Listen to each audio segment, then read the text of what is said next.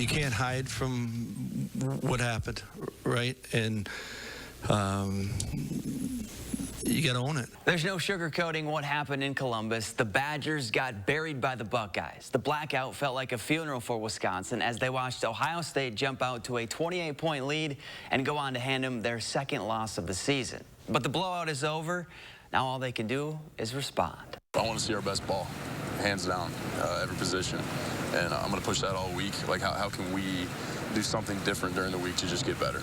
I want to see a complete Wisconsin Badgers football game, and that's what that's the standard I'm setting. I just want to make sure that everyone's locked into the details early in the week, and just kind of keep that consistent throughout the week. He's Jim Polzin from the Wisconsin State Journal. I'm Zach Hanley, and this is the Badger Blueprint. Not the type of performance you want to put out on national television, but it's one we've seen before from Wisconsin. In their last 16 games against top 20 teams, Badgers are just 4-12. That doesn't cut it with the standards inside or outside of the program, Jim. Right, and I think we both sat here last week and said that Ohio State was going to win that game. That's not a surprise, the result of it. I think the manner of defeat is what's shocking. The fact that 17 minutes into the game, it was basically over. It was 28-0 by that point. Wisconsin just didn't show up against a clearly talented team. And I think when you combine that with the loss to Washington State at home early in the season, it's why I'm hearing from a lot of fans that are disgruntled and wondering about the direction of this program. With that being said, and as frustrating as it sounds, there is still a lot of football to be played. It's week 5 of a 12-week regular season, and all the goals they set out to get are still attainable. Now there's just not a lot of room for error. We're 2-2. We got 8 more regular season games. It's not the end of the world. I mean, we can still finish out a 10-2 football team, and I mean, that's what I'm hitting the guys on. It's like we still control our destiny. Everybody writing us off already, and it's only the 4th game. There's a lot of football to be played, but in a couple weeks, keep that same energy. You know what I'm saying? Keep that same energy when we're winning games. Big picture-wise, they're right, but they can't afford 1 or 2 more slip-ups if they want to win the West. Right, and I go back to what Mertz was saying in that first clip. You have to focus on 1 week at a time. You can't get too far ahead and worry about 5-6 weeks down the road. This has to be a very good week. If you come out with a clean performance against Illinois, win that game, then you can build on it. 4 weeks into last season, Wisconsin was 3-1, and the sky was falling. Then they took a trip to Champaign, and everything seemed to get fixed. The Badgers shut out the Illini, which started a 7-game win streak that gave them a shot at winning the West.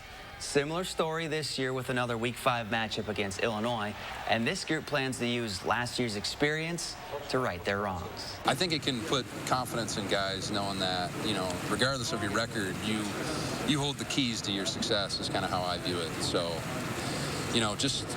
guys understand that it's still a lot of games left in the season. That's definitely an experience that we can draw from.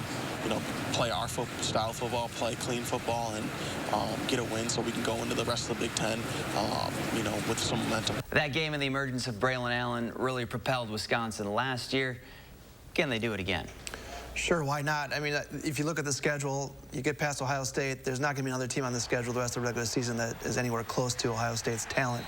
So, yes, all the rest of the games are winnable. I'd also say that there's a lot of losable games on there, and it starts with Illinois on Saturday. This Illinois team may be better than people expect with a new quarterback, new offensive coordinator, and their running back's pretty good, too.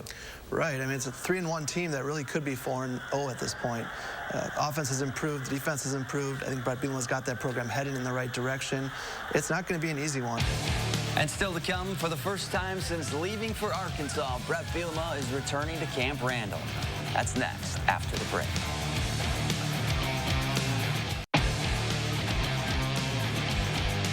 In his 7 seasons as Wisconsin's head coach, Bielema racked up 68 wins while leading the Badgers to 3 straight Big Ten championships and 3 straight Rose Bowls before he left for Arkansas. He's now in his 2nd season at Illinois and will be returning to Camp Randall for the first time since he left. Proud of what those teams were able to accomplish, and as far as working. I enjoyed working with him. Jim, what do you think it's going to be like for Bielema returning to a place that he had so much success at? Yeah, I think it's going to be strange. His post-game news conference on Saturday will be in a place that he always held his typical Monday news conference. I think the one thing is enough time has passed. It's not like he left Wisconsin and is coming back the next season as a head coach for a different institution. There's been some time that's passed in there. A lot of the players don't even remember him or know that he was the coach here. As far as this series goes, the Badgers have won 15 of their last 17 meetings against the Illini.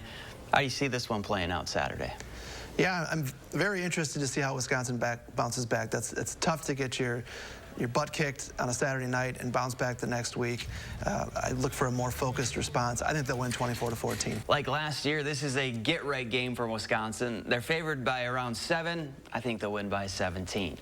And that's it for this week's Badger Blueprint. Thanks for watching.